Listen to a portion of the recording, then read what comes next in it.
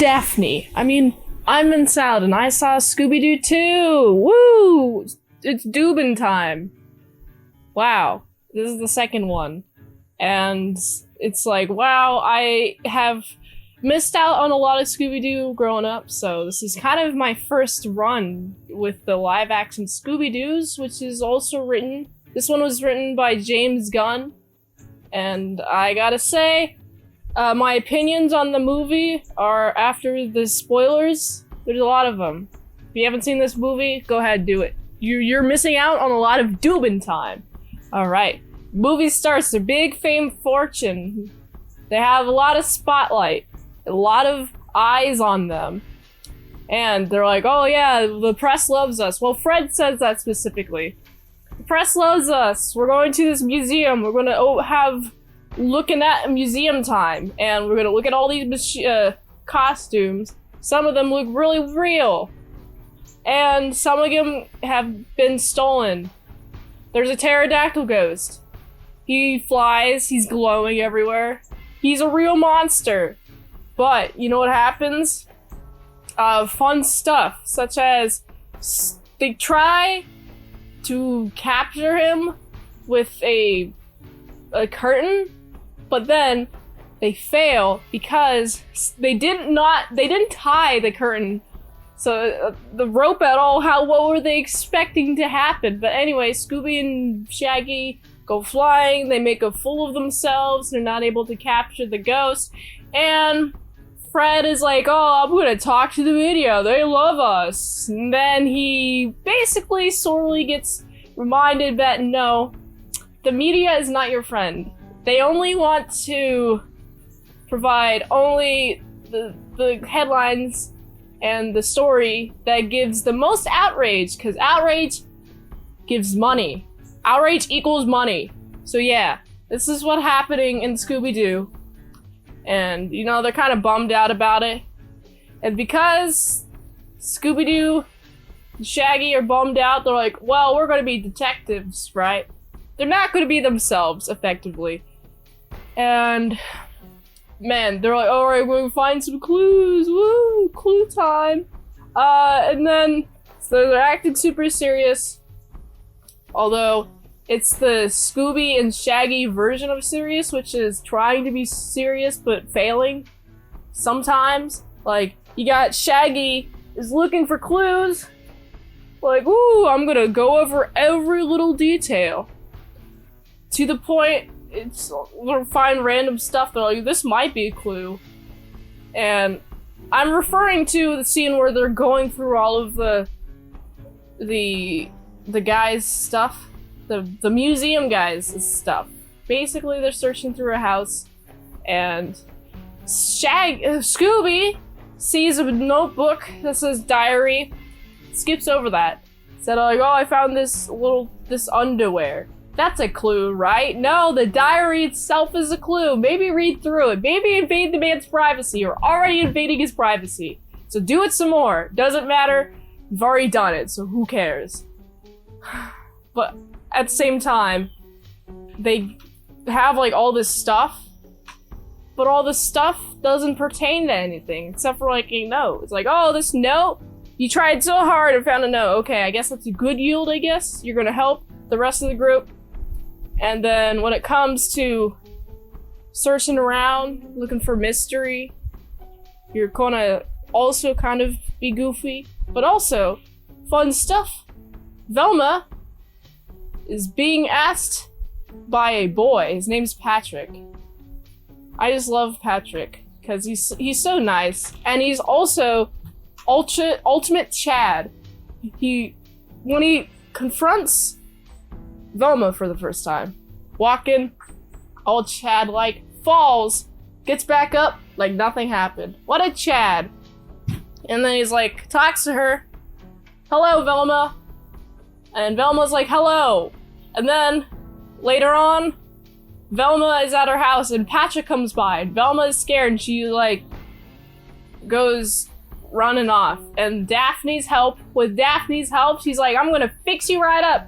And so effectively, Velma comes down in like this red outfit that when I saw it, I was like, oh god, oh I love it. Wow, I'm so excited. I want more of Velma in this, but of course, Velma is very uncomfortable.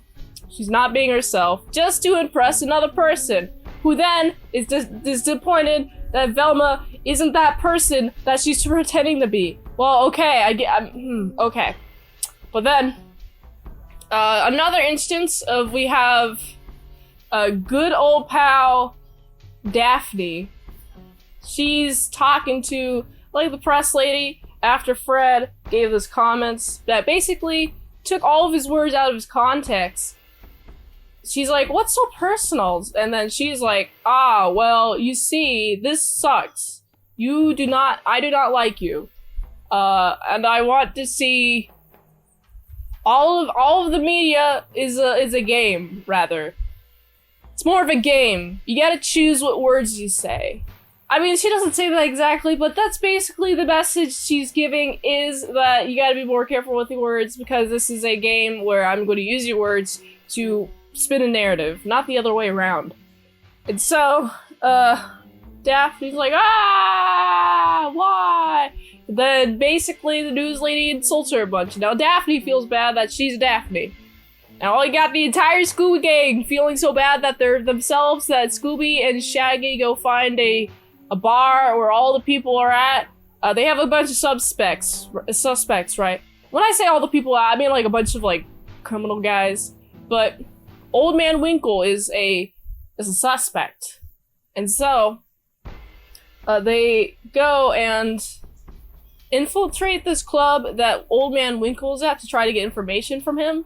But Old Man Winkle ain't talking. So, while you got Shaggy, he's wearing this really cool outfit. I like the outfit a lot. And then you also got Scooby, who's wearing this really cool 80s outfit, which I like a lot.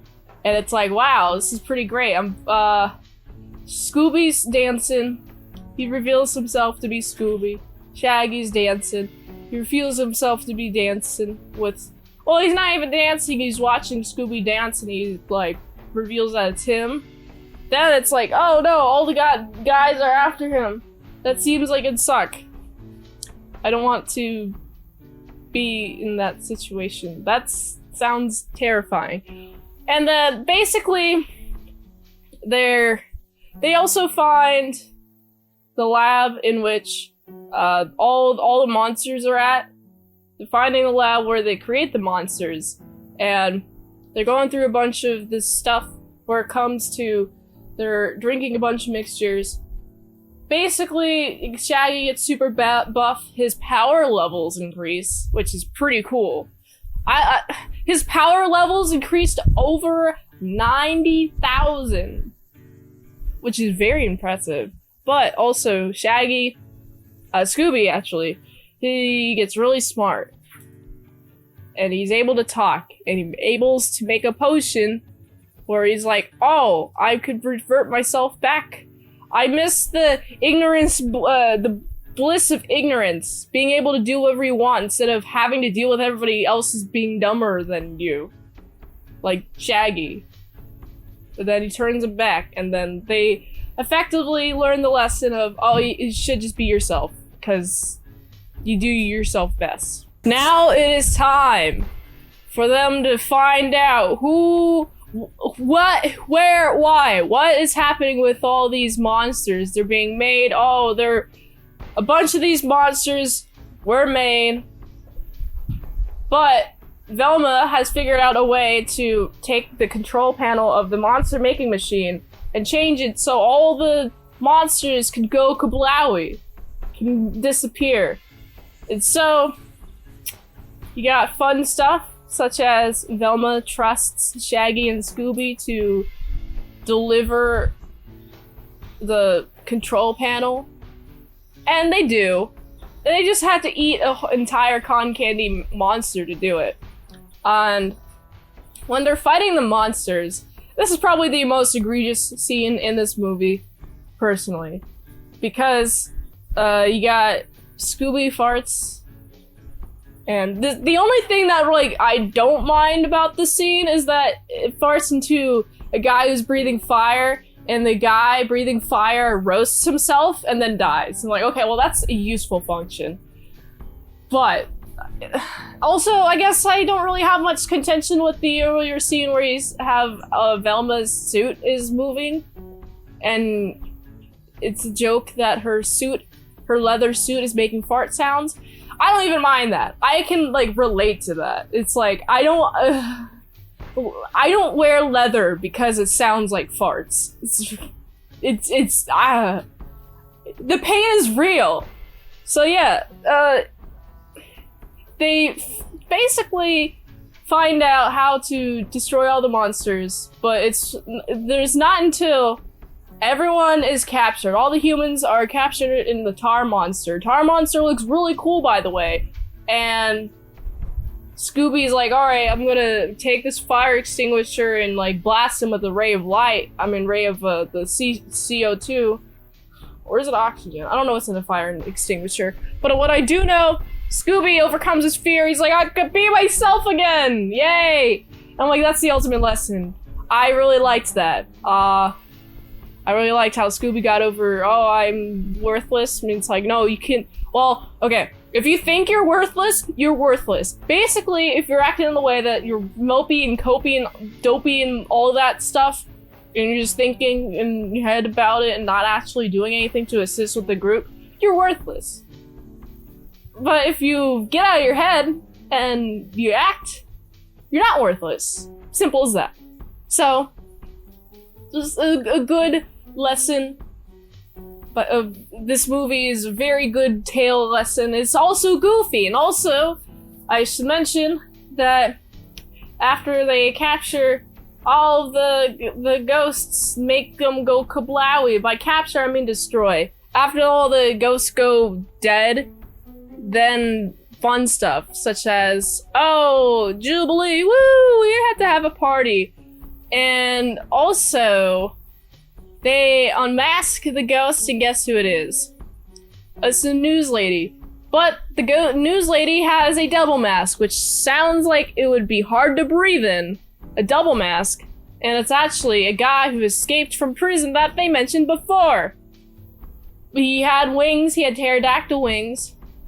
But it was difficult for him to escape prison without falling into the sea, and then no one recovered his body, which means he's alive. I pretty much, as soon as I heard that story in the Scooby-Doo, I was like, I think it's him, because specifically it's a detail that he wasn't alive. But I also thought it was the lady, and I'm glad it was both. I'm glad it was both. And then oh man, I love the lyrics.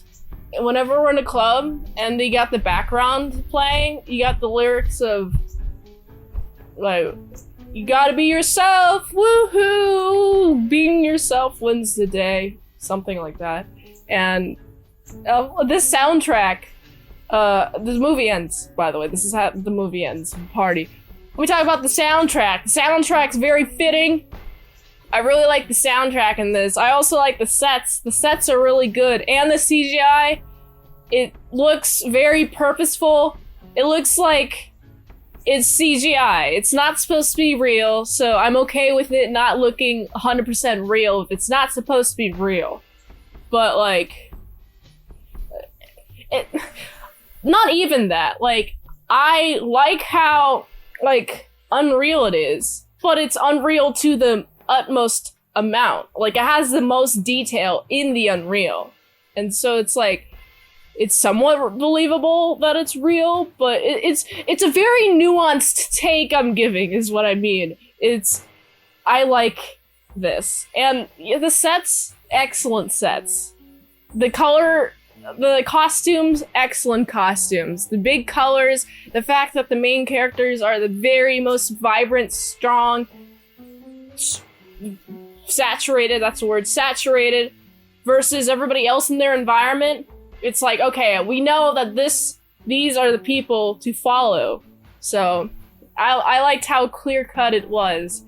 And I gotta give this movie a solid, I'd say this gets a 6.9 out of 10.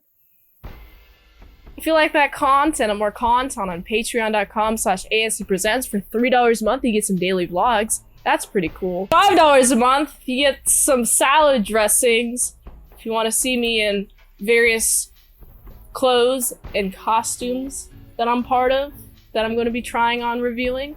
I'll do a Daphne one a little bit later, a little bit down the road, but there will be one for Daphne.